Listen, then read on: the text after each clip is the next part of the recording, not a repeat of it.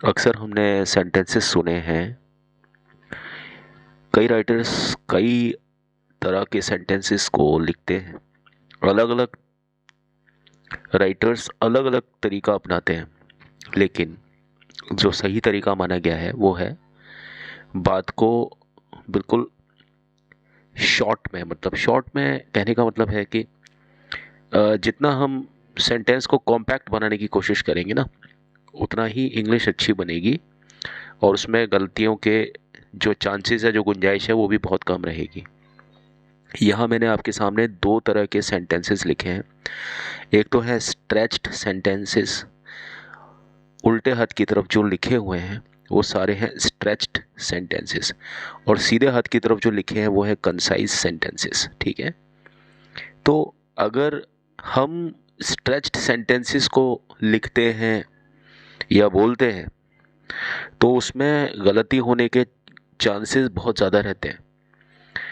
और जब हम कंसाइज तरीके से उन सेंटेंसेस को लिखते हैं, मैं यहाँ पर बात लिखने की ज़्यादा करूँगा क्योंकि लिखने में गलतियाँ जो होती हैं वो पकड़ी जाती हैं। ठीक है, तो जो मैंने सीधे हाथ की तरफ, जो राइट हैंड साइड पर जो सेंटेंसेस लिखे हैं ना, आप लोग कोशिश करें कि उस तरह के सेंटेंसेस को ही लिखें, क्योंकि वो एक अच्छी इंग्लिश मानी जाती है। ठीक है, जिसमें आप सुपरफ्लूटीज या अनावश्यक जो शब्द होते हैं उनको लिखने से भी आप बच जाते हैं। और जब हम अनावश्यक शब्दों को लिखने से बच जाते हैं तो वो ही चीज़ आपको इंग्लिश में सही सेंटेंसेस तक पहुंचा पाती है। जब हम इंग्लिश में से सुपरफ्लूटीज और एब्सर्डिटीज को हटा देते हैं, तब इंग्लिश जो होती है ना वो बहुत अच्छी हो जाती है हमारी, मतलब तब हम इंग्लिश में एकदम एक्यूरेट होने के बहुत नज़दीक हो जाते हैं। आइए हम लोग पहला सेंटेंस देखते हैं। Alex seems to be impatient. हम इसको लिख सकते हैं एलेक्स सीम्स इम्पेशेंट। और जो दूसरा सेंटेंस है वो है we must know what it is that we are doing. इसको हम लिख सकते हैं we must know what we are doing. Third है these requests will be considered by us on an individual basis. इसी सेंटेंस को हम ऐसे भी लिख सकते हैं we will consider these requests individually. अब जैसे नेक्स्ट स्टेटमेंट है the musicians who were distressed left the hall. अब यहाँ पर हमें डिस्ट्रेस्ड को म्यूजिशियन से पहले लगा सकते हैं, यानी हमने डिस्ट्रेस्ड को एक तरीके से जिसको बोलते हैं कि रेस्ट्रिक्टिव तरीके से यूज़ किया, हम उसको उसके आगे लगा सकते हैं म्यूजिशियंस को। डिस्ट्रेस्ड जब हम लिखते हैं म्यूजिशियंस से पहले तो वो हमारा एक एट्रीब्यूटिव एडजेक्टिव हो जाता है। ठीक है, तो हम लिखेंगे the distressed musicians left the hall. उसी प्रकार आगे सेंटेंस में these are new problems arising daily, और आप इसको लिख सकते हैं new problems arise daily. Next statement है due to the fact that we were early we found great seeds. इसको आप सीधे से लिख सकते हैं we came early and found great seeds. Next आप देखेंगे the consideration given in the latest, हम लिख सकते हैं इसको my last evaluation was not fair. इस तरह से हम अपनी बात को कर सकते हैं।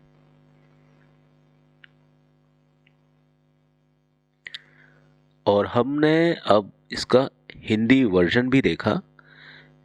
अब हिंदी वर्जन पर भी आप अगर ध्यान देते हैं तो ये यही होगा। मैंने एक तरफ तो आपको बताए हैं जो सेंटेंसेस बढ़े हुए सेंटेंसेस हैं, यानी उल्टे हाथ की तरफ वो सेंटेंसेस हैं जिनमें अनावश्यक शब्दों का हमने जमावड़ा लगाया हुआ है। और उसी तरफ अगर मैं सीधे हाथ की तरफ बात करता हूँ RHS, तो वहाँ पर मैंने संक्षिप्त वाक्यों को लिखा है, मतलब मीनिंग वही है लेकिन शब्दों को उस प्रकार रखा है कि वो वाक्य जो है वो संक्षिप्त हो गए हैं। और जब वाक्य संक्षिप्त हो जाते हैं, बात पूरी हो जाती है और संक्षिप्तता में हो जाती है ना, वही वाक्य इंग्लिश को सही करके लेकर के चले जाते हैं। ठीक है, तो ये मैंने आपको हिंदी और इंग्लिश दोनों में आपको बताया है। आप इनको स्टडी करके आप एक अच्छी इंग्लिश को लिखने के बहुत ज़्यादा करीब पहुंच सकते हैं। और यही बहुत सारे छोटे छोटे पॉइंट्स हैं जो मैं आपको नित नए अंदाज में हर अपनी वीडियो में बताता रहूँगा। और ये मेरा वादा है कि मैं जब तक आपको एक एक बारीकी ना बता दूँ इंग्लिश की, तब तक मैं चैन से और चुपचाप नहीं बैठूँगा। तो आज की वीडियो में बस इतना ही। मैं बस आपसे यही उम्मीद करता हूँ कि आप इन वीडियो को बहुत ज़्यादा ध्यान से देखिए और करने के मतलब ध्यान से भी देखिए, और ध्यान से देखने के बाद में आपको इनकी प्रैक्टिस भी करनी है इस तरह से लिख करके, ठीक है।